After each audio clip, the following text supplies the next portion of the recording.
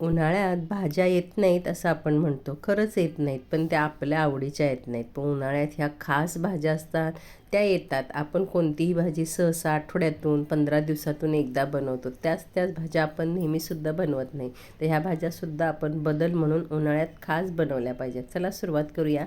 मिक्सरच्या भांड्यामध्ये मी 20 एक लसणाच्या पाकळ्या, 4 हिरव्या मिरच्या आणि आल्याचे तुकडे टाकून हे जाडसर याची भरड करून घेतली आहे आणि ही एका प्लेटमध्ये काढून ठेवली आहे.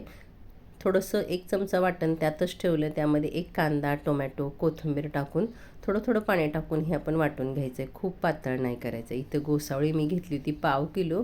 त्यातलं 1 खराब निघालं, ते मी बाजूला ठेवून दिलं आहे. 4 गोसावळी मी धुतली होती. त्यातली आता 3ची आपण भाजी बनवत आहोत. त्याची सालं काढून आपण घ्यायची. गोसावळी जरा 15-20 मिनिट आपण पाण्यात भिजत ठेवायची. त्याच्यावर खूप माती अशी चिकटलेली असते आणि चोळल्यानंतर त्याचा खूप अशी माती निघून जाते. त्यामुळे थोडा वेळ पाण्यात भिजत ठेवायची आणि नंतर आपण त्याची सालं काढून फोडी करून घेतल्या आहेत. हा हिरवा माठ आहे, हा उन्हाळ्यात येतो. लाल माठसुद्धा येतो, पण लाल माठ तर नेहमीच बनवला जातो. पण हा ना उन्हाळ्यात येतो. याची भाजीसुद्धा चवीला छान लागते. या 1-2 महिन्यात ही भाजी अगदी भरपूर येते बाजारात.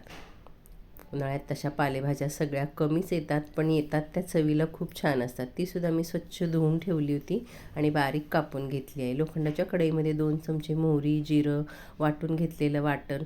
ही भाजी ना वाटणाने इतकी चवीला छान लागते. तुम्ही हवं तर बारीक मिरच्यांचे तुकडे करूनसुद्धा टाकू शकता, पण चव वाटलेल्या मसाल्याने खूप छान येते. आलं, लसूण, हिरवी मिरची आपण वाटून घेतलं, ते परतलं. त्यामध्ये 1 कांदा, हळद, हिंग टाकून मऊ होईपर्यंत परतून घ्यायचा आणि कांदा छान मऊ झाला की त्यामध्ये कापून घेतलेली भाजी टाकून घेतली. नेहमी मेथी, शापू, ठराविक भाज्याच आपल्या घरात केल्या जातात किंवा लाल माठसुद्धा खूप कमी केला जातो. लाल माठ तर नेहमी मिळतो, पण हा हिरवा माठ क्वचित बाजारात येतो. तर आता सध्या हा हिरव्या माठाची भाजी बाजारात येते आहे.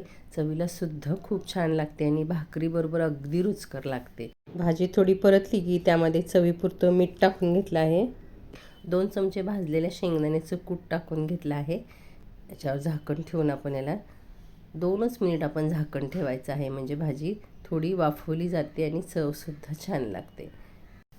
आता आपण ही 2 मिनिटच कढईमध्ये ठेवायची, नाहीतर भाजी काळी पडते आणि काढून घ्यायची. दुसऱ्या एका कढईमध्ये मोहरी, जिरं, कढीपत्त्याची पानं तोडून टाकली आहेत. आपण वाटून घेतलेलं वाटण फोडणीमध्ये थोडंसं घालायचं आहे आणि आपण वाटणामध्ये सुद्धा आलं लसूण मिक्सरच्या भांड्यात ठेवलं होतं. कांदा टोमॅटोसोबत आपण वाटलेलं आहे आणि त्यामध्येच आपण मोहरी, जिरं, कढीपत्त्यामध्ये आपण ह्या गोसावळ्याच्या ज्या फोडी करून घेतल्या आहेत त्या छान परतून घ्यायच्या आहेत. त्या थोड्या अशा आकसून येईपर्यंत, म्हणजे थोड्या त्यांचा शेप बदलेपर्यंत आपण त्यांना छान परतून घ्यायचं आहे. हळद टाकून मी घेतली आहे. एक 5 ते 7 मिनिट आपण ह्याला भाजून घेतल्यानंतर आपण वाटून घेतलेलं वाटण आहे ते सुद्धा आपण याच्यात टाकून छान परतून घ्यायचं आहे. आपण कच्चा कांदा टोमॅटो वाटला आहे, त्यामुळे ते सुद्धा या गोसाळ्यांच्या फोडीसोबत छान परतून घ्यायचं आहे आणि झाकण ठेवून 2 ते 3 मिनिट याला छान शिजून द्यायचं आहे. आता यामध्ये तुम्ही तुमच्या आवडीचे मसाले टाकू शकता. मी याच्यामध्ये 1 चमचा काश्मीरी मिरची, 1 चमचा माझा कांदा खोबरा लसूण मसाला टाकला आहे. यामध्ये चवीपुरतं मीठ टाकून घ्यायचं आहे आणि छान मिक्स करून घ्यायचं आहे. मिक्सरच्या भांड्यात थोडं पाणी टाकून आपण सगळा मसाला छान परतून घ्यायचा आहे आणि गरजेपुरता आपल्याला जेवढा रस्सा हवा आहे, कारण हे लगेच शिजणार. अगदी 5 मिनटात हे गोसाळी शिजली जातात. कोवळी मऊ असतात आणि पातळ आपण काप केल्यामुळे अगदी 5 मिनटात शिजतात. 1-1.5 वाटी मी गरम पाणी टाकून घेतलं आहे आणि 1 चमचाभर गूळ घातला आहे. आपण टोमॅटो घातला आहे, तर गूळ घातल्यावर ह्याला अगदी छान चव येते आणि चव बॅलन्ससुद्धा होते. गूळ टाकल्यानंतर पुन्हा 5 ते 7 मिनिटं छान उकळून द्यायचं आहे. मस्त अशी आपली गोसाळ्याची भाजी तयार झालेली आहे. गोसाळी लगेच मऊ होतात, तरी आपण थोडी सालं ठेवलेली आहेत. थोडी सालं ठेवली की त्याचे गोल गोल आकार तसेच छान राहतात, गाळ होत नाही भाजी. वरून कोथिंबीर टाकून घेतली आहे. माठाची सुकी भाजी, गोसावळ्याची ही आपली रस्सा भाजी, दोन्ही भाज्या तयार झालेल्या आहेत. या दोन्ही भाज्यांसोबत ज्वारीची भाकरी खूप छान लागते आणि त्यातल्या त्यात उन्हाळ्यात तर असा बेत झालाच पाहिजे.